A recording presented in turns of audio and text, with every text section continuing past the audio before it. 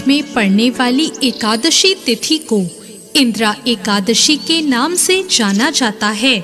इस दिन व्रत और पूजन के साथ व्रत कथा का पाठ करना वाजपेयी यज्ञ के समान फल प्रदान करता है। इंदिरा एकादशी का व्रत विशेष रूप से पितरों की आत्मा की शांति के लिए रखा जाता है। पौराणिक मान्यता है कि इस दिन विधि पूर्वक व्रत करने से, पितरों के निमित्त श्राद्ध और दान करने से पितरों को मोक्ष की प्राप्ति होती है और उन्हें मुक्ति मिल जाती है। इंदिरा एकादशी व्रत कथा का वर्णन महाभारत में स्वयं भगवान श्री कृष्ण ने किया था।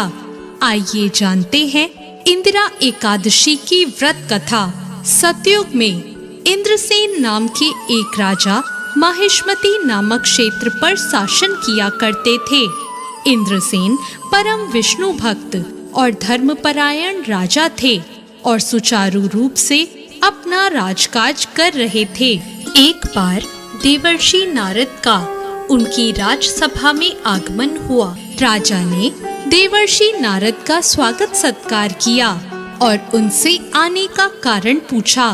नारद जी ने बताया कि कुछ समय पहले वो यमलोक गए थे और वहाँ पर उनकी मुलाकात राजा इंद्रसेन के पिता से हुई थी। नारद जी ने कहा, आपके पिता ने आपके लिए एक संदेश भेजा है।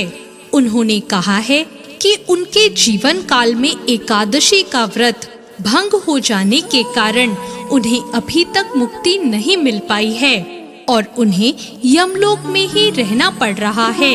उन्होंने कहा कि जाकर मेरे पुत्र और संतति से कहिएगा कि यदि वो अश्विन कृष्ण पक्ष की इंदिरा एकादशी का व्रत रखें तो उसके भाग से मुझे मुक्ति मिल जाएगी।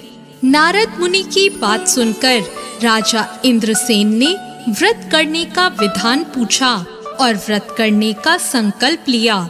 राजा ने पितृपक्ष की एकादशी तिथि पर विधि पूर्वक व्रत का पालन किया और अपने पितरों के निमित्त मौन रहकर ब्राह्मण भोज और गौदान किया। इस प्रकार राजा इंद्रसेन के व्रत और पूजन के भाग से उनके पिता को यमलोक से मुक्ति मिली और उन्हें वैकुंठ लोक की प्राप्ति हुई।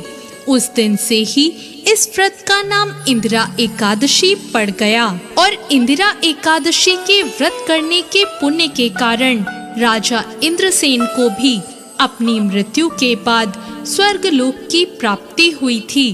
पितृपक्ष में पड़ने वाली इस इंदिरा एकादशी के व्रत से पितरों को मुक्ति मिल जाती है और आपको उनका आशीर्वाद। इंदिरा एकादशी के दिन सुबह जल्दी उठकर स्नान करने के बाद सूर्य देवता को अर्घ दें, फिर भगवान विष्णु का ध्यान करके व्रत का संकल्प करें।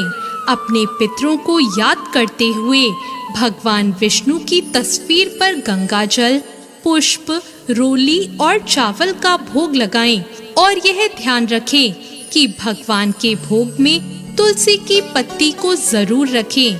पूजा करने के बाद पितरों का श्राद्ध करें और ब्राह्मणों को भोजन कराकर उन्हें अपनी क्षमता के हिसाब से दान दें। ऐसा करने से आपके पितरों को मुक्ति मिलती है और आपको उनका आशीर्वाद मिलता है। आज की कथा अच्छी लगी हो तो चैनल को लाइक और सब्सक्राइब जरूर करें। धन्यवाद।